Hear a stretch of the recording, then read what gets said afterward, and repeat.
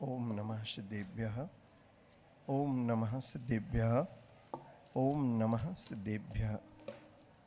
हे शांत संत अरिहंत अनंत ज्ञाता, हे शुद्ध बुद्ध जिन सिद्ध अबद्ध धाता, आचार्य वर्य उवध्याय सु साधु सिंधु, मैं बार बार तब पाद पयोज वंदू, मैं बार बार तब पाद पयोज वंदू।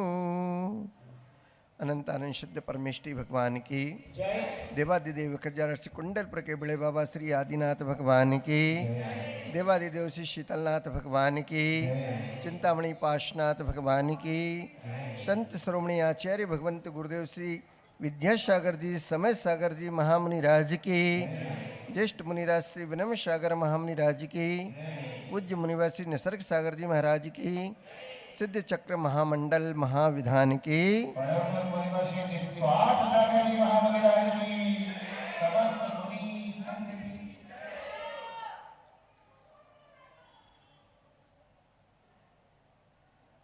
सिद्ध भगवान की आराधना करने हेतु जिन्होंने 8 कर्मों को नाश किया और 8 गुणों को प्राप्त किया और सिद्धालय में जाके विराजमान हो गए, जो इस धरती पर कभी लौटकर नहीं आए न आएंगे, ऐसे सिद्ध प्रभु की आराधना करने हेतु विदिशा वालों ने सिद्ध चक्र महामंडल विधान का आयोजन किया है। किया तो धरती के वासियों ने है, लेकिन यहाँ पर स्वर्ग पूरी नीचे आ गई, क्योंकि धरती के वासियों का जो पुण्य है उस स्वर्गवासियों से देखा नहीं जाता, क्योंकि वहाँ उनको ऐसा आनंद नहीं आता। इसलिए धरती वासियों के साथ मिलकर स्वर्गपुरी के वह देवता भी नीचे आ जाते हैं और यहाँ महामहोत्सव में शामिल होकर प्रभु की आराधना करते हैं। तब जाके वह सौधर्म इंद्र ईशान सानत कुमार महेंद्र के रूप में इन महापदों को धारण करके प्रभु की आराधना करके अपने आप को धन्य करते हैं। ऐसा ही महामहोत्सव अरिहंत विहार कॉलोनी में हो रहा है, इस सारे जहां को पता हो गया है। यहाँ पर घट यात्रा ध्वजारोहण के साथ महोत्सव का शुभारंभ हुआ। घट यात्रा में आप लोग अपने घट लेकर आए थे। मंडप की शुद्धि, वेदी शुद्धि आदि करना था, लेकिन देवों ने एक दिन पहले से ही अपनी अपनी जिम्मेदारियां को संभालते हुए एक दिन पूर्व से ही कि आपकी घट यात्रा तो बाद में होगी, वेदी मंडप शुद्धि बाद में होगी, हम तो पहले से ही सारे नगर की शुद्धि कर देते हैं। और उन्होंने मेघ कुमार के देवों ने अपनी जिम्मेवारियां संभालते हुए सारे नगर को सुखमय और शांतिमय वातावरण से सराबोर कर दिया। और एक दिन पहले ही कुछ आधे घंटे की बारिश के द्वारा पूरे नगर को शुद्ध कर दिया, शुद्धिकरण कर दिया। उसके पश्चात आज कल घट यात्रा हुई, आज ध्वजारोहण हुआ। वह ध्वजा जो बंधन से युक्त थी, पर ध्वजारोहणकर्ता के द्वारा जब उसको रस्सी और ध्वजा बंधन से मुक्त की गई तो वह ध्वजा स्वतंत्र रूप से आकाश में विचरण करने लगी। यही ध्वजा हमें बताती है कि बंधन में तो हम बंधे हुए थे, लेकिन प्रभु की भक्ति, उनकी आराधना ऐसी करना है कि जिस प्रकार से प्रभु संसार से मुक्त होकर सिद्धालय में जाके विराजमान हो गए, आज हम स्थापना निक्षेप से उन प्रभु को विराजमान करते हैं और उनके माध्यम से अपने आप को जानने का प्रयास और पुरुषार्थ करते हैं। हमारे हाथ में तो केवल भक्ति करना है और उस भक्ति के माध्यम से अपने आप को मुक्त करना है। ध्वजा बंधन से मुक्त हुई, पूर्व दिशा की ओर पहुंच गई। पूर्व दिशा जो सुभिक्ष का प्रतीक कहलाती है, बता दिया ध्वजा ने कि आपकी भक्ति का परिणाम जो आगे निकलने वाला है इन 8 दिनों में, उसका फल क्या होगा। उसका फल यही होगा कि विदिशा में दुर्भिक्ष नहीं, सुभिक्षी सुभिक्ष होगा। कुंडलपुर से यात्रा प्रारंभ हुई थी। वैशाख कृष्ण चतुर्थी दिन शनिवार था। अनवरत वह यात्रा पूज्य गुरुदेव के आशीर्वाद से, पूज्य बड़े महाराज जी के सत्संग सानिध्य में हम लोग यात्रा को निर्बाध रूप से करते हुए आ रहे थे। पर ये नहीं पता था कि मेरा पुण्य है कि विदिशा वालों के भक्ति का पुण्य है कि जहाँ सभी लोग पूज्य महाराज श्री का सानिध्य चाह रहे थे, रोकना चाह रहे थे, पर ये कदम कहीं नहीं रुके, विदिशा में ही आकर क्यों रुक गए। क्योंकि शीतलनाथ भगवान की यह 4 कल्याणकों से सुशोभित पावन पवित्र भूमि है और यहाँ ही आकर यह कदम क्यों रुकी। तो मालूम पड़ा कि अपना पुण्य तो बाद में है, पहले जो ये सामूहिक रूप से सातिशय पुण्य अर्जन किया है यहाँ की रहने वाले भव्य जीवों ने, ये उनका न जाने कितने जन्मों का सातिशय पुण्य आज सामूहिक रूप से पूरी समाज का उदय में आया है कि हम सब एक साथ मिलकर प्रभु की आराधना करने यहाँ पर एकत्रित हो पाए हैं। और उसमें हम भी आपके साथ प्रभु की भक्ति करने शामिल होने आए हैं।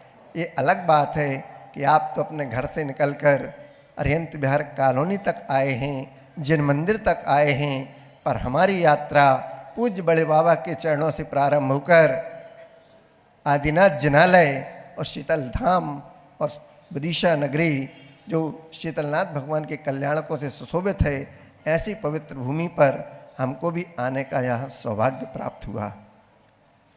ये कोई साधारण बात नहीं है। भवों भवों का पुण्य जब हमारा उदय में आता है, तब ऐसा महामहोत्सव शातिशय कार्य हम कर पाते हैं। और उस पर भी एक प्रसंग आज जुड़ा कि 23 ब्रह्मचारी भाइयों ने पहले क्षुल्लक दीक्षा ली, एलक दीक्षा ली, बाद में पूज्य गुरुदेव का आशीर्वाद मिला, तो आज की तिथि के अनुसार 23 जैनेश्वरी दीक्षाएं प्राप्त करके उन्होंने अपने आप को महावीर भगवान की परंपरा से, आचार्य भगवान की कुल परंपरा से जोड़ दिया।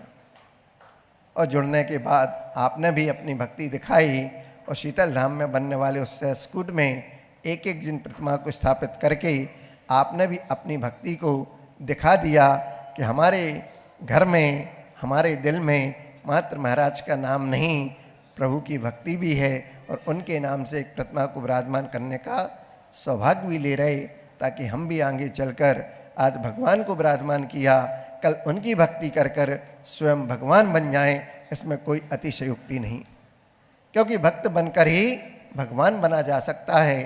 भगवान बनने के लिए पहले भक्त बनना आवश्यक होता है। और भक्त किसके बनेंगे, तो हर किसी के भी भक्त नहीं बना जा सकता, केवल सच्चे देवशास्त्र गुरु के ही हम भक्त बनकर भगवान बनेंगे। ऐसा दृढ़ संकल्प जिसका होता है, वही व्यक्ति आगे चलकर भगवान बनता है। विदिशा को कहते हैं कि जिसकी नहीं है कोई दिशा, उसका नाम है विदिशा। ये जग प्रसिद्ध कहावत हो गई, लेकिन अब ऐसा नहीं है। जब से आचार्य भगवंत गुरुदेव श्री विद्यासागर जी महामुनिराज और अभिनव आचार्य भगवंत गुरुदेव श्री समय सागर जी महामुनिराज की अनुकंपा वरदहस्त आपको प्राप्त हुआ है, तब से इस विदिशा की दिशा ही बदल गई। इसको अब एक विशेष दिशा प्राप्त हो गई, जिसको कहते हैं कि अब वह विदिशा जिसकी नहीं है कोई दिशा, ऐसा नहीं है। ये तो गुरुदेव की कृपा पात्र बन चुकी है। वह विदिशा जिसको मिली है एक नई दिशा, विशेष दिशा, वो कौन सी है? वह है शीतल धाम, जहाँ पर शीतलनाथ भगवान के नाम का वहाँ पर समूसरण बनने जा रहा है। आप पूजन विधान कर रहे हैं, 8 दिन बाद विसर्जन कर देंगे। समूसरण आपने बनाया है, समूसरण का भी विसर्जन कर देंगे, लेकिन ऐसा समूसरण बनने जा रहा है जिसका आगे कोई विसर्जन नहीं होगा, न उत्सर्जन ही होगा, और आजीवन न जाने कितने वर्षों तक वह समूसरण स्थायी रूप से शीतल धाम के उस प्रांगण में बना रहेगा। वहाँ जाकर आप कितना भी पूजन विधान का आयोजन करेंगे, लेकिन कभी भी उस समूसरण का विसर्जन नहीं होगा। ऐसे उस समूसरण की पहचान के द्वारा विदिशा को एक नई दिशा मिली, और विदिशा 10 दिशाओं की नहीं, अब एक अपनी दिशा को तय करते हुए सबको दिशा मिली पूज्य गुरुदेव के आशीर्वाद से। और उन दिशाओं में जो जगह जगह से आते हैं, दिग्देशा खगा एत्ते सम वसंती नगे नगे, 10 दिशाओं से लोग आते हैं, पशु पक्षी भी आते हैं, वृक्ष पर रहते हैं, सुबह होते ही अपने अपने दिशाओं को उड़कर चले जाते हैं। विदिशा में भी नगर नगर से, गांव गांव से लोग आएंगे, उस समूसरण के दर्शन करेंगे, भक्ति करेंगे, पूजन करेंगे। आपके द्वारा दिया गया जो द्रव्य है, उस द्रव्य में स्थापित जो जिन बिंब हैं, न जाने किस जिन प्रतिमा से किस व्यक्ति के भाव परिवर्तित हो जाएं, किसका सम्यक दर्शन पुष्ट हो जाए, और वह आगे चलकर मुनि बने, दीक्षा को धारण करें, अपने भाव को सुधारे और सिद्धालय में जाके विराजमान हो जाए। यहाँ से उसकी यात्रा प्रारंभ होगी। इसलिए विदिशा वालों को एक नई दिशा पूज्य गुरुदेव के माध्यम से मिली, और पूज्य बड़े महाराज श्री आपको समय समय पर दिशा निर्देश देते ही रहते हैं, क्योंकि कहते हैं कि विदिशा कोई नया नहीं है। ऐसा लगता है जैसे हम अपने घर में आए और घर में परिवार वालों के बीच बैठकर अपने सुख दुख की बातें करते हैं, और हमको जो अनुभव मिलता है उसके दुखों से दूर होने का, वो पूज्य बड़े महाराज श्री आप सबको अपना एक परिवार मानते हैं, क्योंकि विनम्र परिवार तो विदिशा वालों का ही है। और विनम्र परिवार से जो जुड़ा है वह परिवार पूज्य विनम्र सागर महाराज का है, और हम भी सब उसी परिवार के सदस्य हैं। इसलिए आप सब अपने जीवन को मंगलमय बनाते हुए ऐसे महोत्सवों का आयोजन दिन प्रतिदिन करते जाएं। आज एक परिवार ने यह बीड़ा उठाया है, अपनी उस धन लक्ष्मी का, न्यायोपार्जित लक्ष्मी का सदुपयोग किया, वरना पाप में तो वह जाना ही है। उस लक्ष्मी का अदर सदुपयोग होगा तो इससे अच्छा और कोई नहीं हो सकता कि यात्रा कर ली जाए, दान कर लिया जाए, अन्यथा ऐसे महामहोत्सवों का आयोजन किया जाए, ताकि सारी समाज एक जगह बैठकर अपना धर्म ध्यान कर सके और साथ ही साथ पुण्य का अर्जन कर सके। ऐसे उस श्रावक श्रेष्ठी जिन्होंने अपना इस कार्य को संपन्न करने के लिए न जाने कब से भावना भाई थी, पूज्य बड़े महाराज का आशीर्वाद मिला, तब जाके आज उनकी भावनाएं पूर्ण रूप ले पाई। उनके लिए बहुत बहुत साधुवाद है, क्योंकि उनके द्वारा किया गया है आयोजन, उसमें हमको भी शामिल होने का सौभाग्य मिला है। तो अपने आप को भी हम सौभाग्यशाली मानते हैं, और आपकी उस आराधना को करने के लिए हम भी यहाँ पर अपना सहयोग जो बनता है देने का प्रयास पुरुषार्थ करते हैं।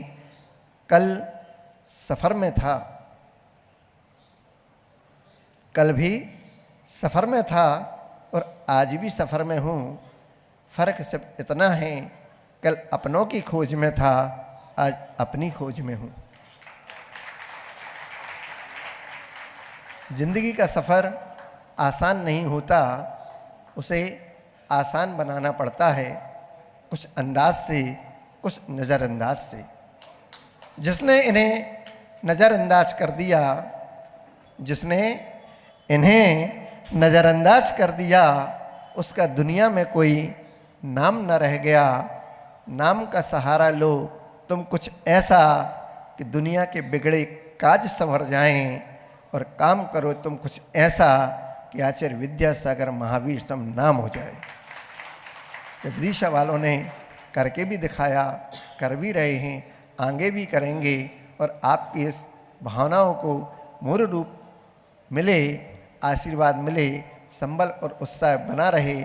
इस मंगल भाव के साथ पूज्य बड़े महाराज के चरणों में निवेदन करते हैं कि आप अपनी अमृत वाणी से हम सबको अभिसंचित करने की महती कृपा करें।